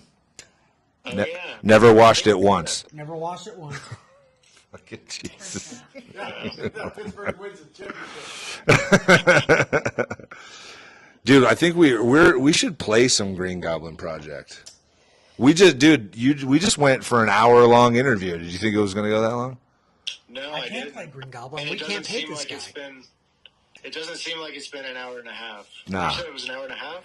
An hour and yeah, it's been the stream has gone an hour and a half, but I think we were 30 minutes in. Oh yeah, right. Yeah. But let's work out a thing, dude, where you can be a part of this show at any, you want to call and promote a band or do a certain thing or whatever. Like Yeah, I'd love that, man. As I discover bands, that'd be awesome to bring them to you guys' attention and maybe send you a record and have you play a song or two.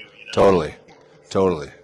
Exclusives are fire, and we're working on links right now for other punk rock heroes such as yourself. So if you have any ideas or if anybody's interested or you think they might be, please let us know and we'll blow them up. And I play, Chris? which one do you want? Underwater? Dude, the song Blue Rita. Play Blue Rita, the song Blue Rita. I was hoping you'd choose Underwater. I do like Underwater, but that one that's like hearing like the first time you ever heard Devo or something like that, where you're just like, my brain's having trouble with this. You gotta wrap your I'm not shit. sure if I like this or not. Yo, bro, hell yes. All right, well, let's do it, The dude. song Blue Rita, I have to warn you, is only like 60 seconds long. That's longer than some of Rob's songs that he's been playing. We got to play the whole side. Okay, not a problem. Maybe Blue Marble? Oh, see, this is a good one. Here, put it up on the. Oh wait, no, here's the camera right here. that's nice. We've been looking at the colors, man. There's that like Coke bottle and like the clear yellow and the, all the crazy. Yours is green, right? Yeah. No, it's marble blue. No, yours is green. It's fucking blue. Oh, Weisenheimer's is green. Jacqueline.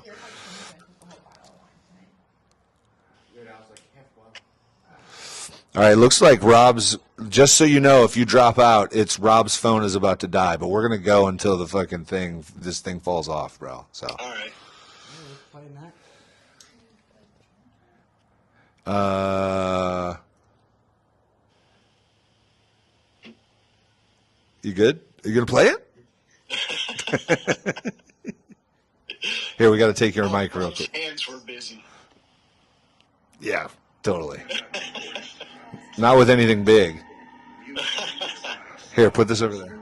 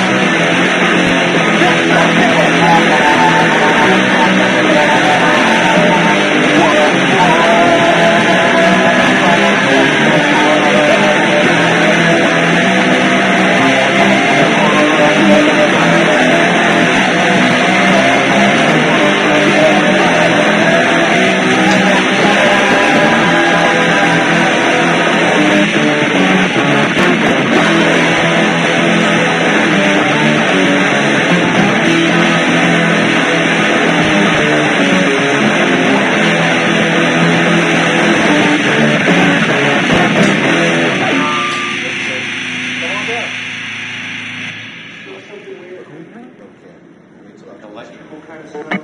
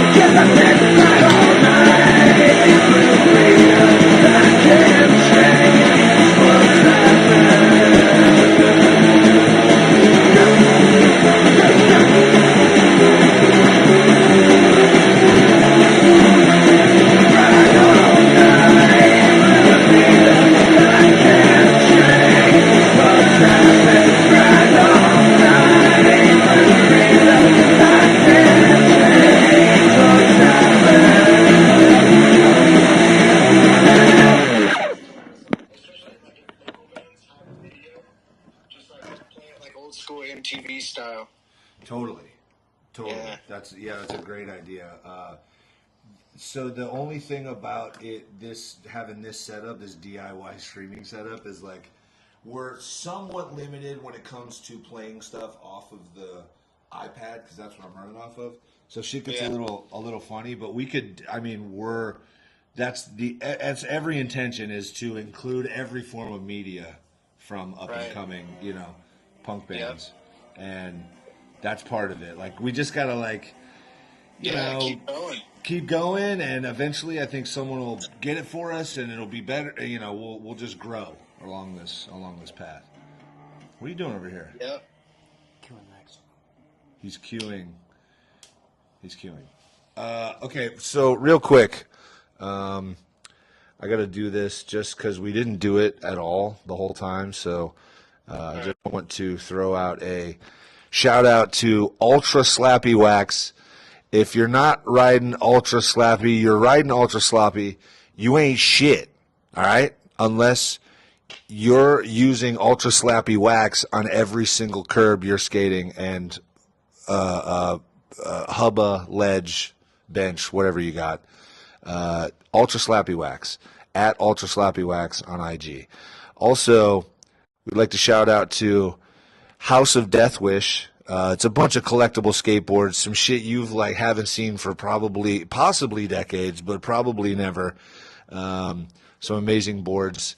And I don't have a tile up for this yet, but I would like to say that this is also brought to you by Balloon Ski Party Supply, now with a pop-up down at Red Barn Flea Market, booth 412 and 414. Y'all should pull up.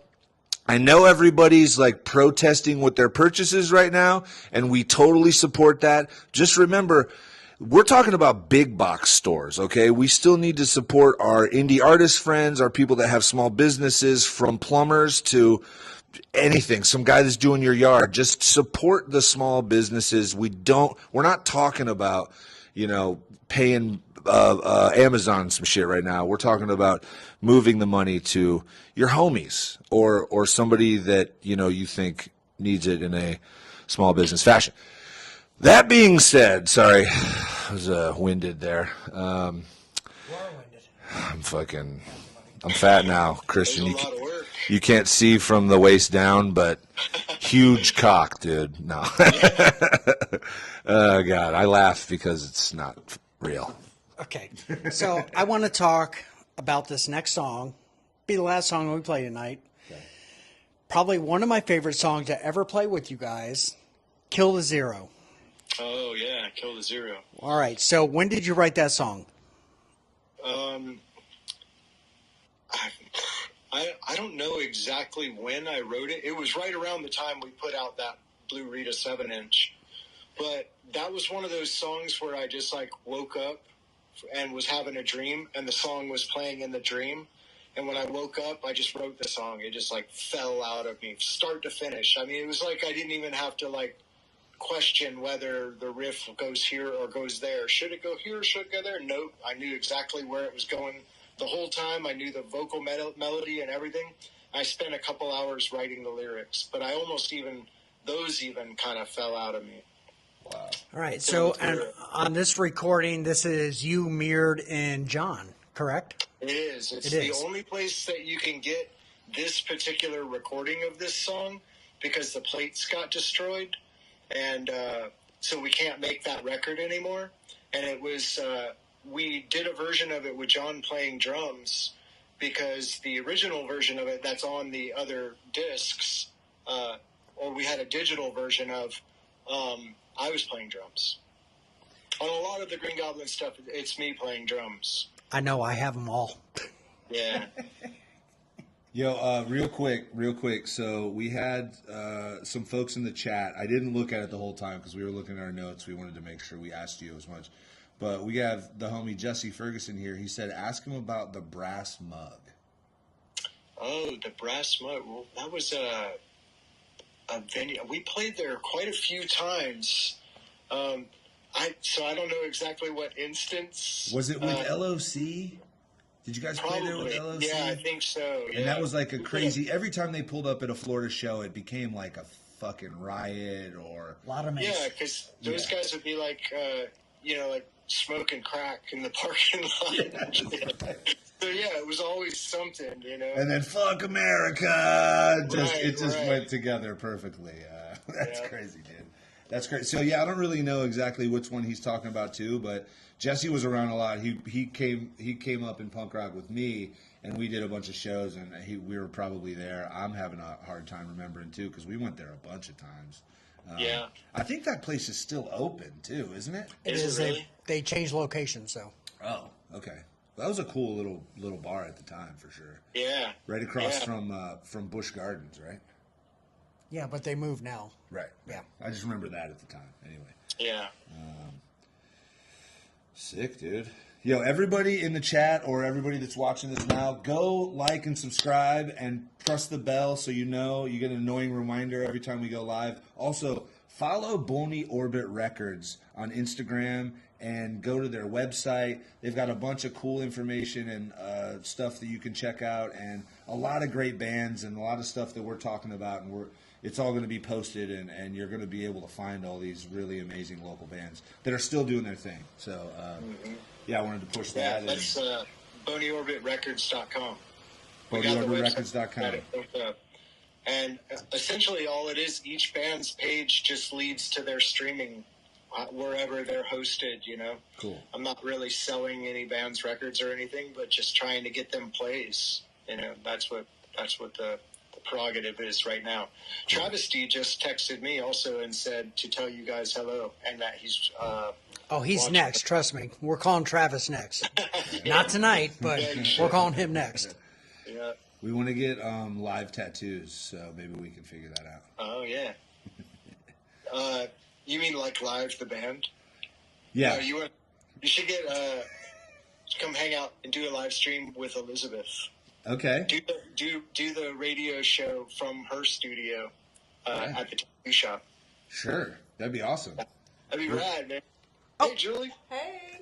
What's up? Welcome. Oh, hello. You got to talk in the mic. I got to talk in the mic. It's nice to see you. Good seeing you. Good seeing you. Yeah, man, we're gonna have to do some on-site stuff. We're trying to, figure out that. I think we really need to get a hotspot so then we can go live from the pop-up and really anywhere, including there. Yeah. We're kind of limited by like Wi-Fi, but most places do have Wi-Fi, so it doesn't necessarily need that. So if we wanted to start planning that, I mean, that would be awesome for me. So maybe we start talking about that. Actually, instead of Kill Zero for the closer,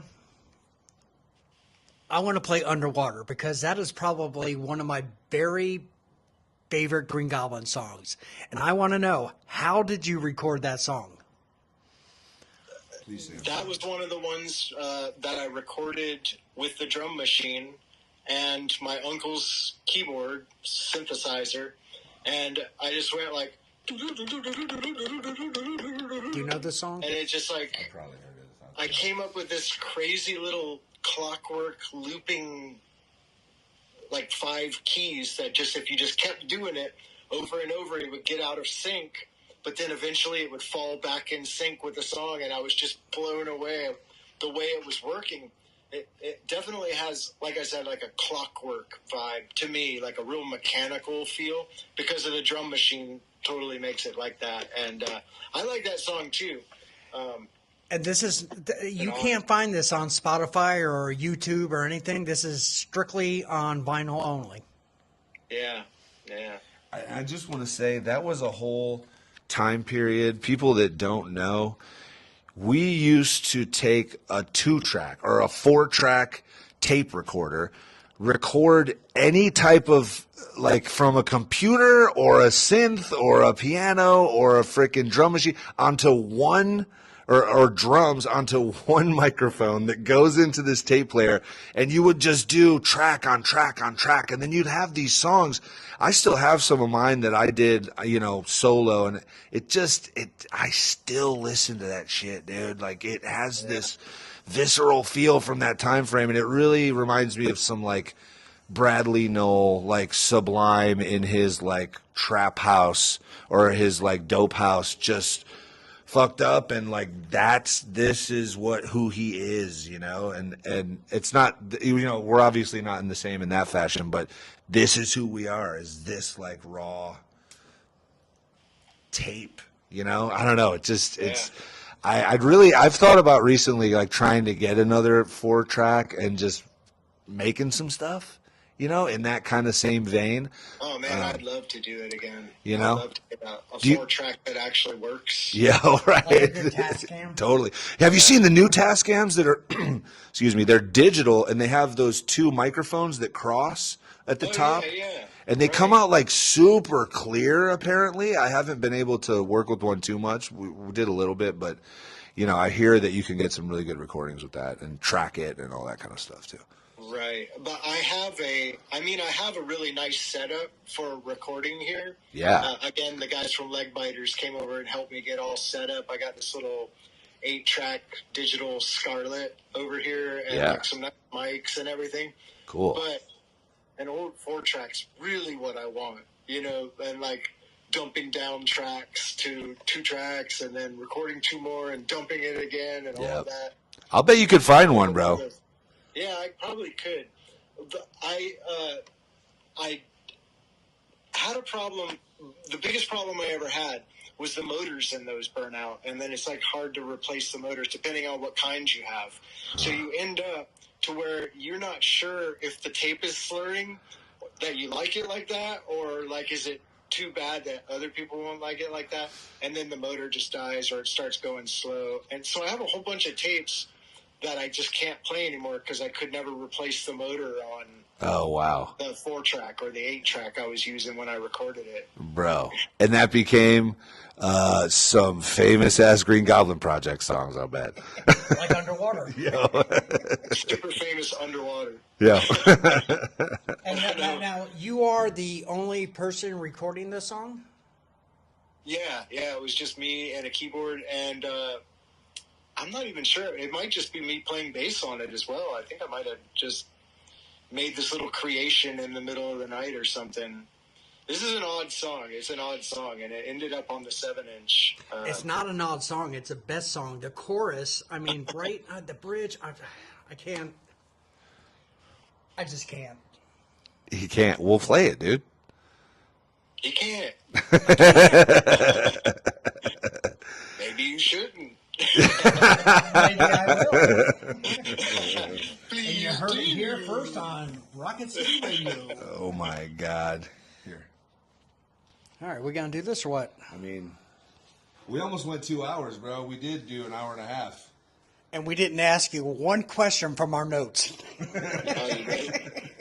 All right, before That's a you good play the interview. song Yeah. and you let me go, ask me one question from the notes. What is up with the the cow skeleton and the 5 barrels by the fire pit. Well, so you see what happened See what there happened. was I didn't know exactly what I was going to do with an entire cow carcass, so it just lived in those trash cans being bleached until it kind of disintegrated. And I was able to save some stuff, but I no longer have the moves. And I went through this really crazy move a few years back where I took almost everything I owned and I put it in the middle of the living room floor. And then I invited all of our friends to come over and take what they wanted. Oh. And that was when I was leaving the compound.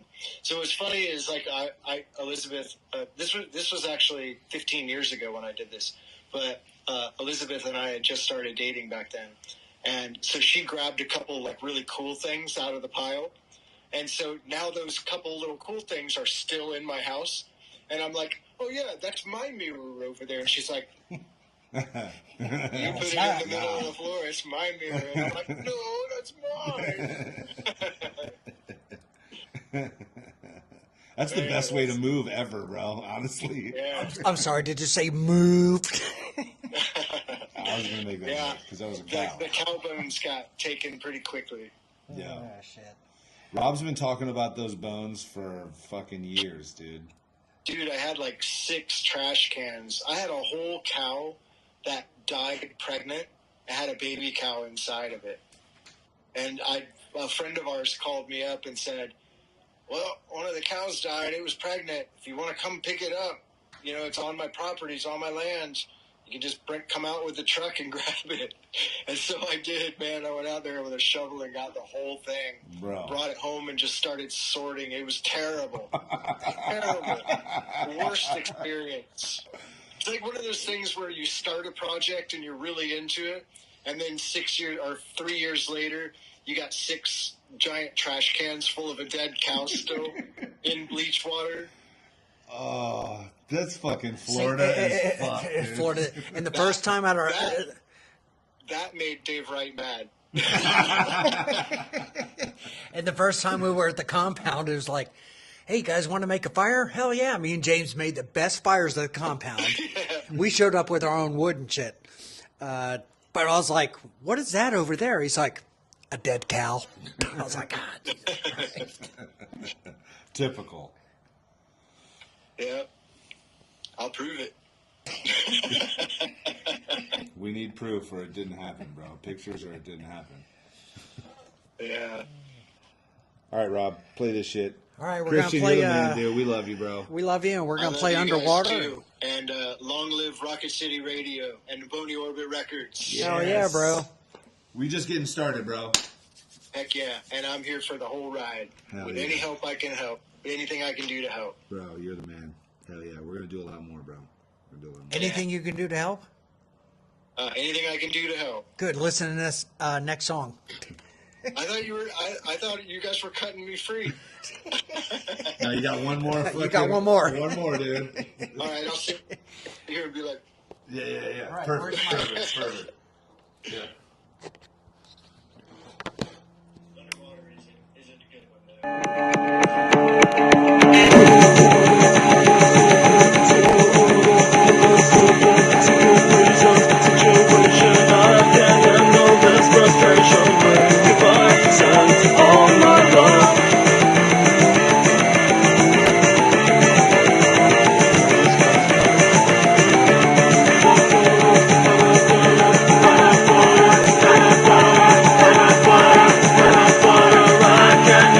That's